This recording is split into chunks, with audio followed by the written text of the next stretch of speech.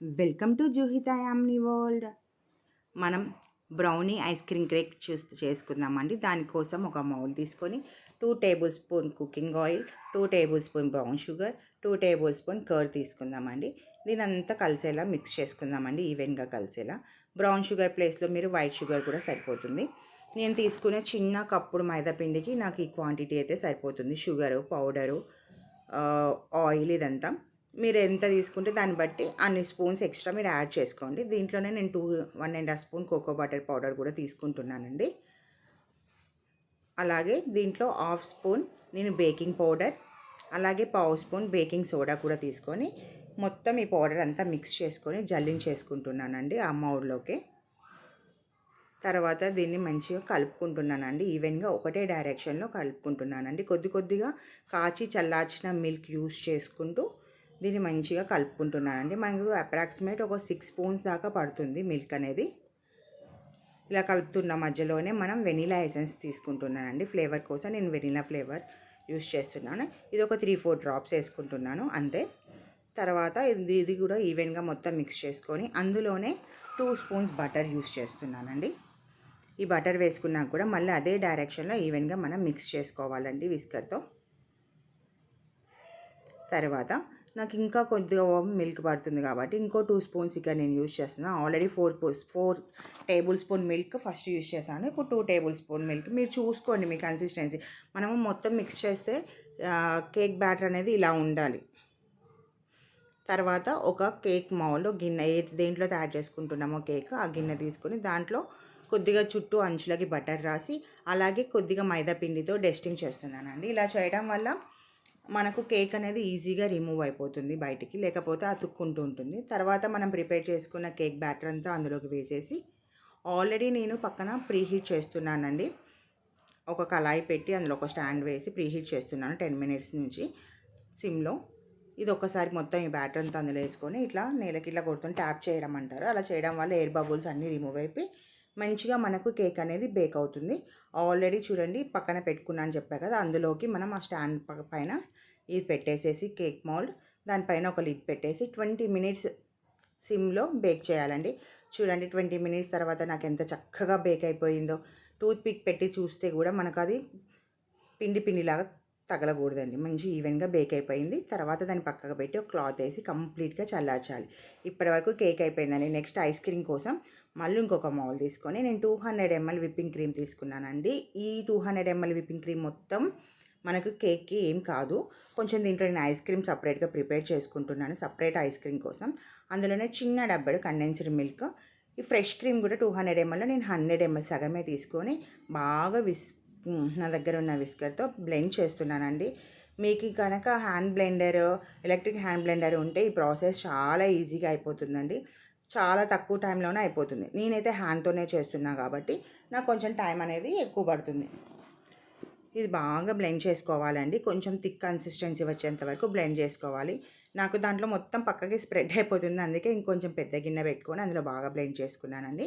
అందులో సగం బ్యాటర్ ఏమో నేను ఐస్ క్రీమ్కి ఏమో ఆ థిక్నెస్ సరిపోతుంది, పక్కగా తీసేసి మిగతా దాంట్లో నేను నా దగ్గర ఉన్న కుకీస్ వేసేసుకున్నాను. మీరు ఏదైనా వేసుకోవచ్చు, కుకీస్ అనే కాదు, ఒక చాక్లెట్ కావాలంటే చాక్లెట్స్ యాడ్ చేసుకోవచ్చు, ఏదైనా యాడ్ చేసుకోవచ్చు. నేనైతే ఓట్ మిల్క్ చాకో కుకీస్ ఉంటే అవి ఒక 2 ఆ పౌడర్ అంతా స్మాష్ చేస్తూ వేసుకుంటున్నాను. వేసుకొని బాగా బ్లెండ్ చేస్తూనే ఉండాలండి.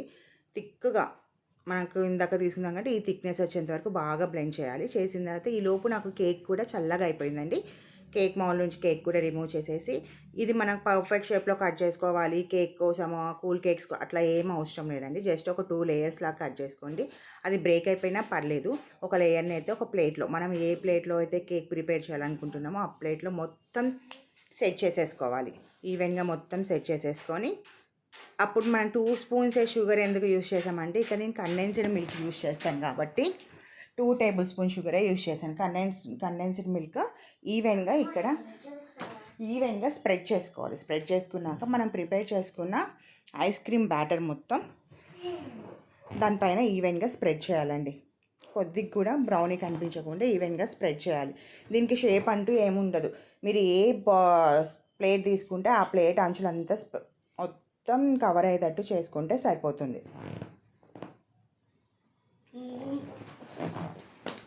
మొత్తం స్ప్రెడ్ చేసేసాక మిగిలిన కేక్ బ్యాటర్ ఉంది కదండి మనకు బేక్ చేసుకుంది, ఇంకో లేయర్ ఉంది కదా కేక్, దాన్ని కూడా మనం చిన్న చిన్న పీసెస్ లాగా స్మాష్ చేసుకొని ఇప్పుడు చేసుకున్న ఐస్ క్రీమ్ బ్యాటర్ పైన మొత్తం ఈవెన్గా స్ప్రెడ్ చేసేసుకోవాలి.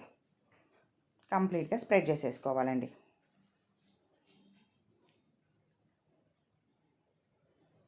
ఎక్కడ లేకుండా అంచులన్నీ కవర్ అయ్యేటట్టు మిడిల్లో కూడా మంచిగా ఇట్లా కొద్దిగా స్మాష్ చేసేసుకుంటూ వేసుకోండి. ఇక్కడిగా మీ ఐడియా చేయండి అంతే, మీకు ఎట్లా అనిపిస్తే అట్లా మనం కేక్ అనేది డెకరేట్ చేసుకోవచ్చు. నాకున్న ఐడియాతో, నాకు ఉన్న థింగ్స్తో, అవైలబిలిటీ దగ్గర ఏమున్న వాటితో చేసుకుంటున్నాను అంతే. దానిపైన మళ్ళీ నేను కొద్దిగా కండెన్స్డ్ మిల్క్ అంతా స్ప్రెడ్ చేసేసుకుంటున్నానండి. మిగిలిన బ్యాటర్ అంతా మొత్తం మిడిల్లో ఆ ప్లేట్ అంచులంతా స్ప్రెడ్ చేయేలాగా మొత్తం ఈవెన్గా వేసేసుకుంటున్నా. ఈ థిక్నెస్ ఉంటే సరిపోతుంటుందండి మనకు, ఎందుకంటే మనం ఆల్రెడీ దీన్ని ఒక 6-7 అవర్స్ ఫ్రిడ్జ్లో పెడతాం కాబట్టి డీప్ ఫ్రిడ్జ్లో అది మంచిగా ఐస్ క్రీమ్ లాగా మంచిగా వచ్చేస్తూ ఉంటుంది దగ్గరికి. ఇలా అయిపోయినాక సింపుల్గా ఇలా వదిలేసుకోవచ్చు. దీనిపైన ఎట్లయినా డెకరేట్ చేసుకోవచ్చు అండి. ఫ్రూట్స్తో డెకరేట్ చేసుకోవచ్చు, చాక్లెట్స్తో డెకరేట్ చేసుకోవచ్చు, జెమ్స్తో డెకరేట్ చేసుకోవచ్చు.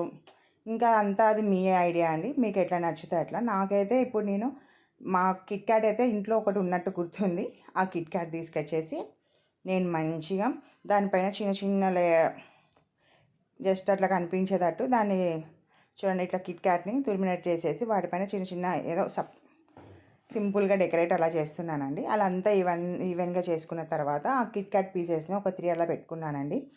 నేను అంత పర్ఫెక్ట్గా డెకరేట్ అయితే చేయలేను బేకరీ వాళ్ళు చేసినట్టు. నాకు తోచినంతలో ఏదో మా హస్బెండ్ బర్త్డేకి సంథింగ్ స్పెషల్గా చేద్దాం, ఎప్పుడే కేకే తెప్పించడు ఇదంతా కాకుండా ఇట్లా బ్రౌనీ ఐస్ క్రీమ్ కేక్ లాగా చేస్తే మా పాప కూడా హ్యాపీగా ఫీల్ అవుతుంది, మా హస్బెండ్ కూడా డిఫరెంట్గా హ్యాపీగా ఫీల్ అవుతారని ట్రై చేస్తున్నాను. కాకపోతే టేస్ట్ మాత్రం సూపర్గా ఉందండి, నిజంగా ట్రై చేయండి ఖచ్చితంగా మీరు.